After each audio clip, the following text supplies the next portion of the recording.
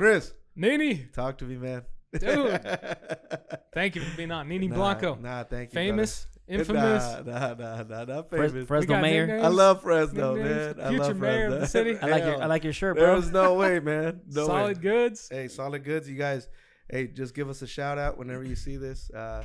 It's a collaboration that we're gonna drop here soon. But It's a nice. to get nice back shirt. to famous, man. I love the Shield, and I appreciate you bringing it back along with Juan Ruelas, and there's a lot of tradition, man. A lot of tradition to it. So I hope you're ready for it, dude. Man, look, I think I was blessed enough to get to experience, a significant amount of years with the Fuego. Wasn't there from the beginning, but man, I mean, it just the energy that's happening right now, the way that people are responding to everything we've got going, our social media engagement. I mean, if you think about what this club is, it's an idea right now. You know what I mean? It's a way of life, and it has been for a long time, and we can't wait to get on the field. But I'll tell you, Chris, man, the way this team was created was an idea, and this goes back before our time, man. It goes back to the 60s, man. Yeah. Where this club was just a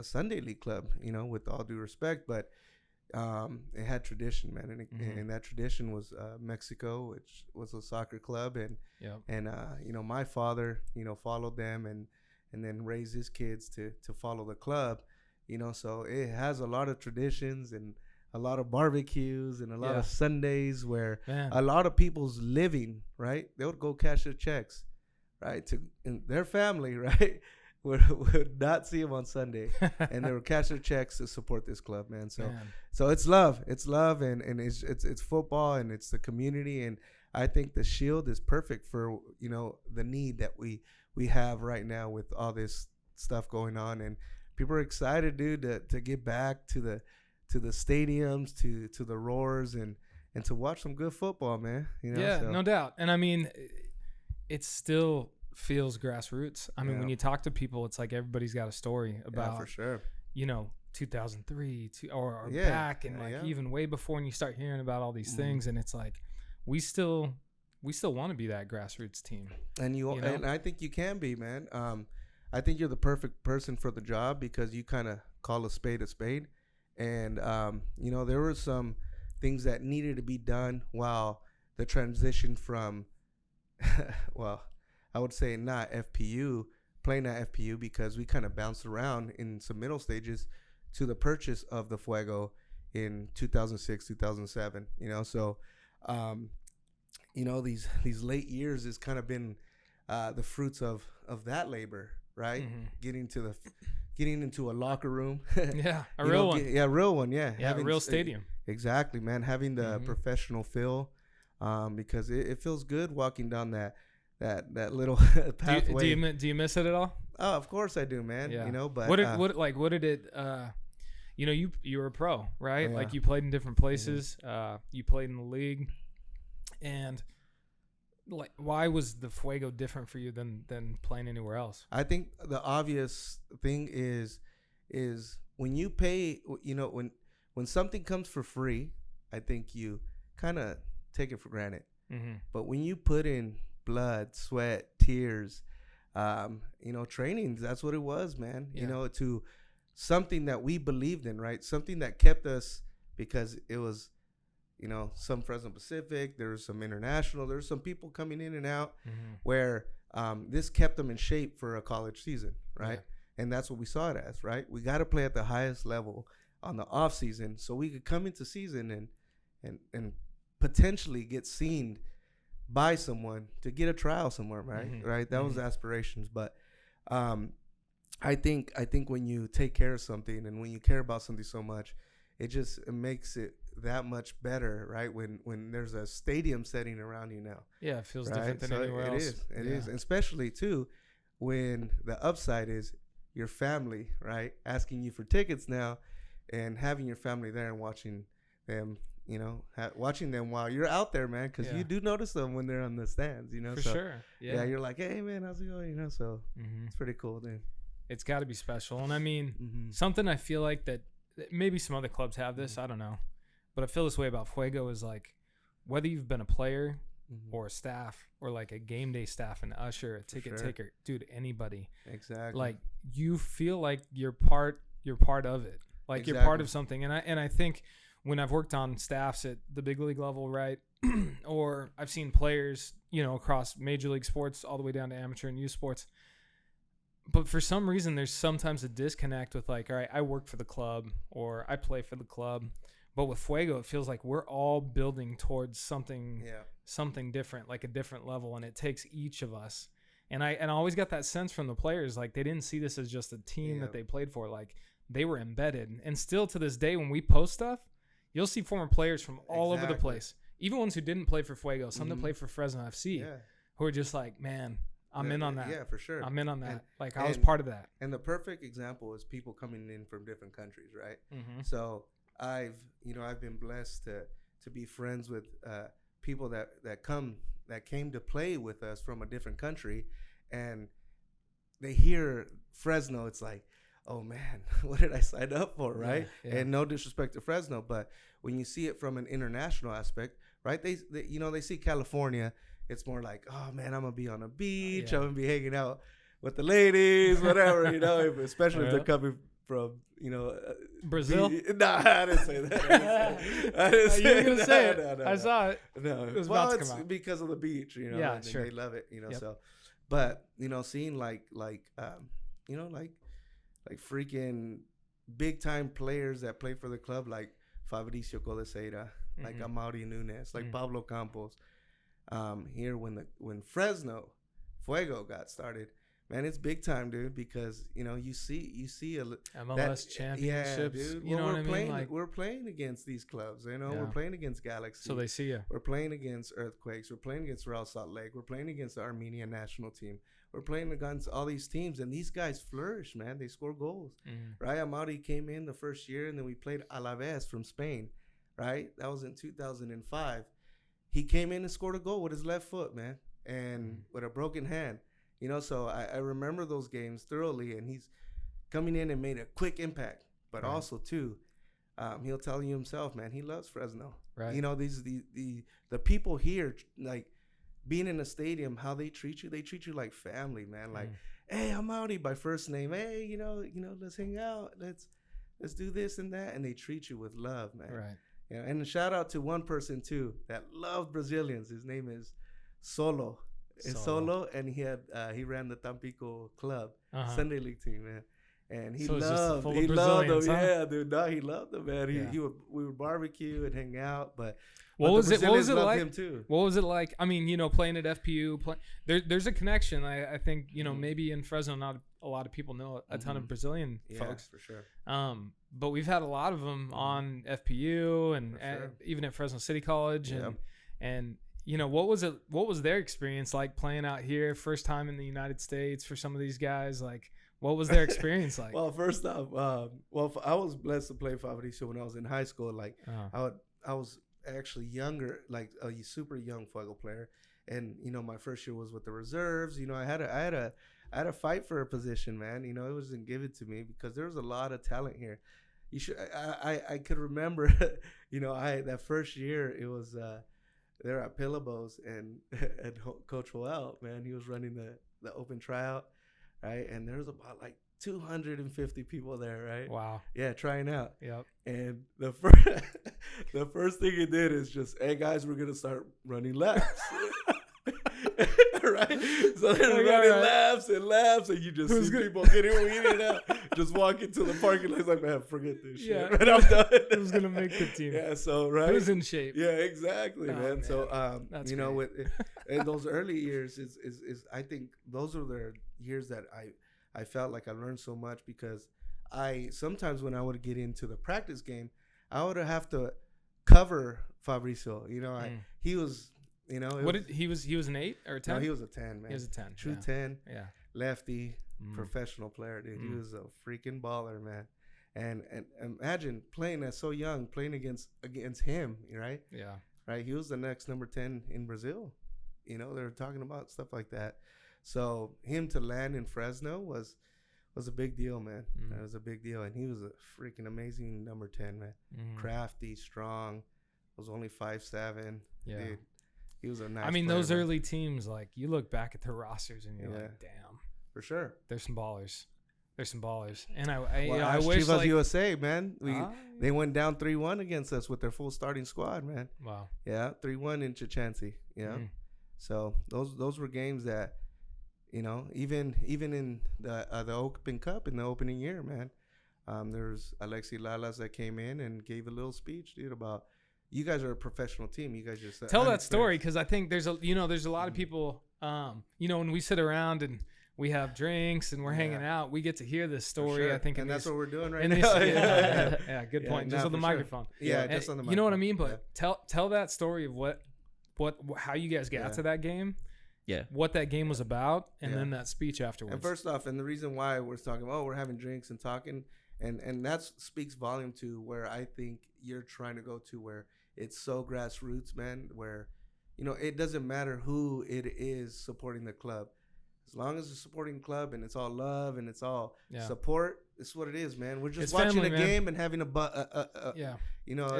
man, whatever it is. So I think, you know, kind of putting it out there and supporting, man. It doesn't matter who you are, dude. Let's go watch a game and support, dude. Let's go have Everybody's fun. welcome. Everyone's welcome. Everybody's welcome. You know, so that being said, you know, that game, dude, I didn't get rostered, right? That game. So I went to go support my brother Milton. And they were playing, going hand in hand, man. Boom, 1-0, man. Fresno Fuego up. You know. Who scored? I believe. Oh man. Oh, I got you. Okay, keep going. Hold on. It'll come to you. It'll come to you. I think it was Eddie Gutierrez. Really? Yeah, golazo. I think from a deep position, because he was a center back, right? No. Eddie Gutierrez was a right mid. Oh, Crafty, okay. Yeah, from Porterville. I'm thinking of the bald-headed Eddie. Gonzalez? No, I know Eddie. Blackfoot. All Yeah. right, anyways, we're both screwing up here. Yeah, exactly, man. Part of the interruption over here. Gosh, damn, Chris, let me talk. Anyway, so yeah, man, I remember, I think he kind of, I was outside of the left side of the 18, and it was just a bouncing ball, and he hit it, just cracked it. And it was upper V, man, crossed the goal. Yeah. It was the south side of the stadium. You know how the north side had the scoreboard, I believe, right? Yep. So at that time was the Home Depot Center, and he scored 1-0, man. And then the first half, just Fuego was dominating. What's going through your gut at this time? Like, damn, dude, I was excited. Well, we got this. I practiced with these guys, man. And we got this. Dude, I'm watching. I was like, "Holy crap, 1-0! All right." Kobe cool, Jones, Alexi Lalas, Mauricio Cienfuegos, man. Arturo Torres. He was a forward. Came in. I forget, did he play with the Gauchos, or I forget who he played for, another PDL team. So he was there. He actually scored 2 goals that game. Wow. But then the first half, man, is Orlando got in, man, and it was 1-on-1, and the keeper made a save, dude, and we're just like, wow, all right, cool, dude. We're in first half, you know. Exciting. You know, and I was watching, I was excited. Right. You know, so and after that, dude, it was 2 high kicks. You know, Capi, which is gonna be a coach, hopefully, you know, he got 2 high kicks, man. Arturo Torres put his foot on his forehead, man. And nothing, right? No Yellows? call, no call. No. But with that, boom, he touches it inside the 6th goal. So he did 2 of those, and it was 2-1, and then the third one came in, and it was 3-1. But it was a fight. Oh yeah, for sure. And then Alexa Lalas came in and said, "If you guys are a professional team, you guys are just inexperienced, and just thank you guys. You guys are a good team, dude. It's amazing, man. Yeah, it's amazing. And that was early. Yeah, that was the first year. That first year, yeah, the very first year. Very first year, yeah. I mean, what an impact! You think about, man, the type of expectations we have for ourselves. Yep. You know what I mean? That was the first year. Local players, 4th round of the Open Cup, competing against the Galaxy. Yep. I mean, damn, the standards are high. Exactly. Right? Like this, like I think, you know, there's a lot of newer fans out there that maybe have just interacted in the last couple of years, or, you know, maybe came on to soccer later in life, that there's a deep history here. There's a deep ass history here. And there's a lot of people who, you talked about the Shield and what it, you know, and what it means to you. And it means a lot to a lot of people. And that's what we're recognizing is, like, the more we talk to people, we realize there's just this deep love and adoration for the Fuego and what it's meant in their life. And man, that's exciting. And I'll be honest with you, Chris. A lot of people don't like talking about it at times, dude, because there's just ain't nobody trying to cry. Yeah, right. Yeah, man, it's tough, man, because a lot of people made sacrifices, man. Sure. You know, let's think about Eddie Gutierrez, man. He would go back home and drive an hour to practice on Tuesday, Wednesday, Thursday. Porterville, Bakersfield, something like that. Porterville. Yeah, he would. There was a kid from Bakersfield too. Yeah, no, from Delano. Yeah, Beto played with us, and then Colo. Those were the later years, like 2012, 13. Right. Yeah, and then they ended up signing some USL contracts. But you know, sacrifices, dude. And so you're like, all right, when we talk about it, when they, hey man, how's it going, man? I remember when you did this. Oh, thank you. You know, and I would love to get into it, but no, let's get into that. No, that's exactly what we're gonna get into. Okay, let's talk about. There was this moment man, in the Blanco. No, CIA over here, man. No. Okay, this is what I want to know. I want to know. Let's hear it, Jose. Like how fun. Jose, actually, I remember, man. I met you. Yeah. When was it? Huh? He was in Roosevelt, bro. At Roosevelt, but also I saw Telemundo. you. Telemundo. Yeah. He was probably interviewing you after a game. Yeah. We were all hyped. Head all in the wrong space. Yeah. No, but the question I want to ask is, you know, your experiences from being a soccer player, you know, in the Valley, does that like come with some sort of like, you know, rock star feeling? Because think about it, we don't have pros in sports here other than the baseball team. Yeah. So does that make it, you know, I mean obviously it's fun. Yeah. You know, I would say, Jose, how do you feel about that? No, I know what you're trying to ask with that. It does a bit, man. It does a bit, especially when we we went to the stadium, right? And you know, you're in front of fans. You know, you're getting a ticket into the stadium, right? All that stuff, it comes with that.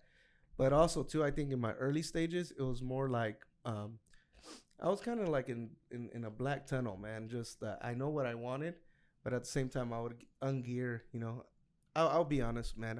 I was probably not the most disciplined. You know, but I knew that I wanted to play at a certain level, right? Right. And if I would have done that, I probably would have had a more of longevity, right? And I totally agree to that. And a lot of people say it, so I wear it. So I don't believe it. Yeah. So Nini had fun. You had a good time. I'll be honest, I did, man. What kind of good time? It comes. Is this the one that's gonna be recorded? Is this the one that led to the first ACL or the second? Oh man. No, man. We just want to know, like, and to Spock, man. Let me get a cut out of all that. All of those surgeries with me and my brother. This is for the players, like the players out there, the ones that want to play. Like they need to know that, you know, it's not just hard work and dedication. There's also an angle of enjoying what you're doing, right, Nini? 100%. I think it's more of a passion. You know, it develops. It comes with, but sometimes with how you grow up, man. You know, if you grow up watching football and watching, you know, every game on Sunday and arguing about games and getting all serious about games, you know, then of course it's gonna be embedded, man. And also too, like playing in the streets, playing 1v1s, 2v2s, and you know, I could remember, man, and on Hedges and Fisher Street, man, we were just playing, man, playing. Southeast Fresno. Yeah, man, District 7, come fix our streets. I'm just kidding, man. Just cut that one out. Nah, but that's what it is, man. I'm first, actually, I was in District 5. That's where I was born. Then I moved to District 7, and that's where we were just playing ball, and it's crazy how many ballers came out of that area. I mean, dude, shoot, how many came out of your household? But the thing is that high schools back then were super competitive and prideful, man. You know, with Roosevelt, you know, where I went to, and you know, it started in the 1999 2000s when Jaime, you know, was coaching, and Joel Munoz was there, was the head coach, and Orlando Ramirez came there. My brother Milton, my brother Junior, were all playing in that year, and there's other unsung heroes too, like Manuel Terrera, Lara Varial, all those guys that started that kind of that Southeast, not Clovis United kind of thing that it got embedded into the Southeast Fresno, man. So, along with Emily and that ran the Roosevelt Revolution, man. So big ups to her, dude, because she had a big Roosevelt Revolution was like, hey, man, I remember growing up, and I grew up in the district. I was in the Roosevelt district, and everybody was like, Revolution. Yeah. And I remember I had a couple friends playing. I would say this, man. Jaime took it to another level, right? Jaime was more of structure, technical. Let's learn the game. Let's play pretty soccer. Let's put the ball on the ground. Let's move the ball, right? It's crazy to think about Jaime Ramirez. Yeah, you know what I mean? Right, like, man, I love the guy, man. It's and I'll be honest, we all we've butt heads a couple of times, but you know what? I would say he was one of the only ones that were always there for me, man. And he's amazing. But when it comes to like soccer savvy, dude, it's the perfect one, man. He was the perfect choice. And I mean, you think about he has been committed to this community for especially the Southeast community, especially the Southeast Fresno community for a long time. And he's done it at every single level, right? He's gone from a being a professional himself to a youth coach to a collegiate, all the way up, and it's going to be a new challenge for him. Yeah, for sure. And I think it's the perfect fit because, it's exciting where he, it's going to be a different platform, right? Where it's going to be challenging, not just for himself, but also all the extra stuff, man. There's going to be traveling. There's going to be, when you play, it's just not like, hey, let me put on my boots. You're traveling, things happen, right? You find significant others, you do all that stuff, and that those heartstrings, man, make you pull different places, man. And I think that I think it's time. I really feel like he's ready. Fresno is overdue. Oh, it's overdue. And he's deserved this for a long time. I think it just came back, man. The world comes back and revolves. Yeah. And it just came back to him, and it's time to run with it, man, and go. It is. Yeah, I mean, he was at the beginning. Yep. He was at the beginning. And grassroots, man. Yeah. You talk about grassroots, that's what it was. And he knows grassroots. And I mean, you think about this club wants to be committed as much as humanly possible to our local valley. Yeah. And what a better guy than someone who's put in that 100%. Exact commitment for 40 years. But it's all, and it comes with detail, right? He teaches you how to be detailed in the soccer, right? Well, that's the only thing I listen to him in, right? Right? Which is soccer. Yeah, all the life advice you gave me, I threw that out the door. I try to listen, man. No, I didn't. Come on, I try. In one ear, out the other. Hey, but Chris, come on, man. I'm not in a bad position, man. I'm good, man. You're doing great. Whatever advice you listen to, as long as my bills paid and all my family's taken care of, we're good. Hey, man. That's right. Yeah, that's it. But yeah, man, he's super, super into detail when it comes to treating the ball, man. And I think he always talks about that, the relationship with the ball. Like I kind of saw the last clip on you guys' Instagram. Yep. So follow CV Fuego on Instagram, right? There we go. We don't need any shout outs. They got it all already. Come on. No, I'll send you an invoice. Okay. So anyways, where you put the air hole in the ball, where you want to make the ball knuckle, where the ball curves, to how you're treating the ball with backspin and front spin, all those little details, man, that you really don't dissect football to that small thing, right? To body positioning, the way the mental in the game. How do you think that, because we know there's not many people out there better than him in development. Yep. This is a different thing. Yeah. This it's kind is at a professional level. It is. But I remember seeing plenty of the pro players that would get into a system, and there's still little things that they haven't done correctly. But that's a coach though. That's a coach though, Chris. When you talk about a system, right? Right. So am I gonna develop a system and then bring a player that is not gonna fit into my system?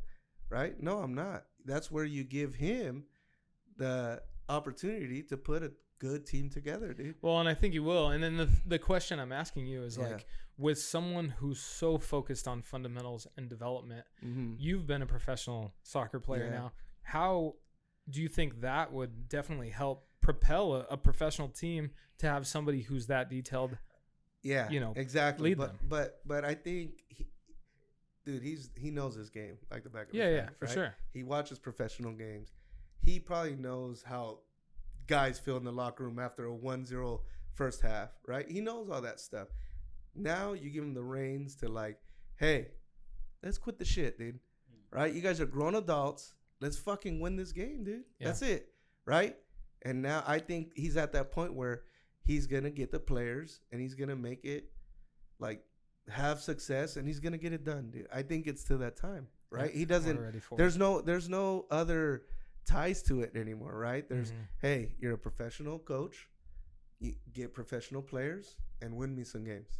We're excited. Right? We're excited. I mean, Jaime is so integrated into this and what we're doing and we speak all the time and you know, he's involved to the core, and I think his passion for this project from the very beginning is just like, this is phase 2 and we're ready to go. Take it to a new level. I really feel, I think he's going to do a really good job. Really good job. And I think it's just not going to be on the field. I think it's going to be out of the field as well too, man. Because let's call a spade a spade. People love soccer in this community. They do. Right? A lot of people pay a lot of money for soccer in this community, right? So I think people need to listen. Right? Yeah. Nah, but you know, and I feel that Fresno knows that though too. You know, they feel like it's time. You know, I feel like it's going in the right direction. I feel like they know and they want to help, like it's going in the right direction. Yeah. So. I think it's gonna happen, man. I really feel. I feel in my heart. I think so too. Yeah. And all respect to people involved too, though, because, you know, it's dude, it's a day-to-day grind, man. I know I call you sometimes like, fucking Chris, man, I'm pissed right now, man. I don't know what to do, dude. So, you know, but it takes an army. Yeah, it takes an army, man. It does. It does. And Solid Goods Print Company is here for you, man. Man, all right, let's transition. Plug that in. Plug that in. You like that? I love it. Good transition. Hey, tag me right here, man. So Solid Goods. Yeah. I mean, look, you've turned yourself from an athlete, a local resident, an insane mofo for a couple of years, into this entrepreneur, you know, running a family business, running a local shop, growing and growing and growing. I mean, what is it? I mean, I'm sure it's surreal at times, but what does it feel like to be an entrepreneur and a business owner in your hometown? You know, the way we got into this, right, is that we wanted a safe haven, right, where someone a barbershop, right? We've talked about that. I want my print shop not just, hey, here's your shirts, man. I'll see you next week, right? Yeah. Where's my money? You know, no, I didn't want that feeling. I was like, come in, man. We put a Street Fighter game in there. We put some Chachansey Park chairs in there. I don't know how you got those. I don't know how they landed in my shop, dude, yeah. but they were there when I got there. Yeah, sure. You know, so anyway, you come sit in the bleachers. Yeah, sit in the bleachers, man. Sit in the bleachers and play some Street hot Fighter. dogs or there something. You go. You never know. So man, that's where I felt like, dude, just come hang out, man. If you want to have a beer, have a beer. If you want to just come hang out and talk, hear some music, let's do it, man. Yeah. We have a cool place. We're in downtown Fresno, and the reason why we moved to downtown Fresno is because, you know, we caught wind that Fresno Fuego was coming, man. Okay, Fuego Central FC. Valley Fuego FC. Yeah, get it right. I'm sorry, get it tight. dude, I'm sorry. Nah, but man, that's cool though. No, it's cool. No, obviously, real, I've spent a lot of time. And I know in there. a lot of people that are gonna do the same exact thing, right? Sure, yeah. There's a lot of supporters that do want to move towards that arena and towards there because, you know, heck, if we're gonna get that little wave, I'm gonna catch it, right? And that's at every aspect. Yeah, I mean, listen, that's the transparency of it is like there's been a clear movement that's taking place, and we believe that we can be a strong part of that. Definitely. You know, and I live downtown. You lived downtown for a while. For sure. And I live downtown. Yeah, you did. Jose lived downtown for a while. I remember Jose. Yeah, you would drink coffee in a certain way, man. It was crazy. Yeah, you had a balcony too. Yeah.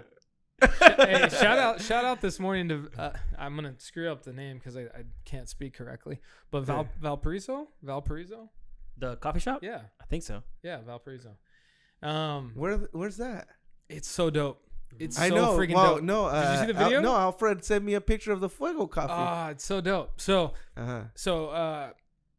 they reached out to one of the supporter club leaders, and he Uh-huh. kind of hit me up, and he was like, "Hey, Mario from Valparaiso wants to, show some love, give some coffee to you guys or whatever." And so we got connected, and I walked in there. So apparently they used to be the one inside of Bitwise, Ah. But do you know where the immigration office is? Yeah. By like the railroad tracks, kind of by the Sure. bus Yeah, station? Yeah. I forget what street that is. Yeah. Could be, H Street. No. Is it H or G? I want to say it's like R or Oh. something. It's Mhm. it's really on the tracks by that Shepherd's Inn, kind of over there. Oh yeah. You know what I'm talking about? Yeah. Yeah. By the 7-Eleven over there. Yeah, kind Oh, of those okay. brick buildings back Yeah. there. So anyways, so they're in one of those brick buildings on that road. It's like a Uh-huh. one-way street. Oh shoot. Okay. I know what you're talking about. It's sick. yeah. It's sick. You go in there, I mean it's decorated dope, and they have this like, I don't know if it's an old coffee machine or some type of motor, but it's this cool gold-plated thing. But That's dope. you walk in there, it's like legit, and the coffee's bomb. So you're saying you're gonna It's- freaking take me out It's for called the coffee or what? Valparaiso. Valparaiso. Valparaiso. You're coffee way roasters. off, man. I was gonna search Well, I something mean, else. it's Valparaiso. That's Valparaiso. with the V. Valparaiso. Oh man. Yeah. So I screwed that up. But anyways, Okay. I mean, they were super Obviously. welcoming, and they made us some coffee to get our day started. And That's I'm still awesome, hyped. dude. I'm still Are you? hyped right now. So it's good stuff. But Where's this coffee from? Colombia or what? I don't know. Oh, okay. But they do have a Yeah. dark roast that's called Fuego. I know. I saw the picture. It's pretty cool. Yeah. So I tell That's dope. everybody, go down there and check it out. Good coffee. So talk to us about that. Talking about that, we need to talk about that shirt he's wearing. Yeah. Yeah, love this. So Solid Goods is our partner at the Fuego, Mhm. and all of the awesome merchandise that we are creating, all the T-shirts, all the hoodies, all the sweatshirts, you name it. You guys are producing all that stuff for us. We are, man. We are extremely proud as an organization to be partnered with an alumni, somebody we love and we respect, and somebody 100%. who's part of this family. You No, know I what I mean? appreciate it, Chris, dude, and for you to say that, man, it speaks miles, and not just for me, and it's for my brother, and also to our partners Pat and Alfred. Mm-hmm. They're huge, man. They make this operation run as well too, man. So it's a 4-man team. We kind of made that choice to go downtown, obviously, because we caught wind that that's probably what's gonna happen. So let's do it, So we got together, we put our heads, we got in a huddle, and made the decision to let's make this thing happen somewhere, some way or another, man. So little by little, we just started adding into a open space, and we got the the equipment, the right equipment to fulfill any needs, man. When it comes to a professional organization or just an individual person. So people walk in, and we get some different people walk in too, man, and I love it. Lots of different. Yeah, it's dope. What's man. the craziest business that you've had to print a shirt for? Well, it's not crazy anymore because it's kind of just mainstream now in California. We get a lot of medical facilities, medical cannabis, and it's pretty dope on how much entrepreneurship is there, and we print for them, and to be honest, we don't Some ask cool questions. designs, I assume, right? Yeah, man, super cool. A lot of color, A lot of colors. a lot of color. So Yeah. it's pretty cool that you kind of see like all walks of life in there, man. Sure. Because when you think about it, man, a shirt, you don't It want to says wear a something. blank shirt, right? It says There's something. printing. When there's printing into it, someone has to do it, dude. So Mhm. we're here, man, where we have, I think competitive pricing, and obviously you get a little bit of marketing coming with that shirt as well too. Yeah. Like, They're hey gonna- man, they're you see gonna that hype shirt? You up. better freaking buy that right Yeah, now, yeah. boy. If not, get out. You not only get a shirt, you also get a hype man. Yeah, exactly.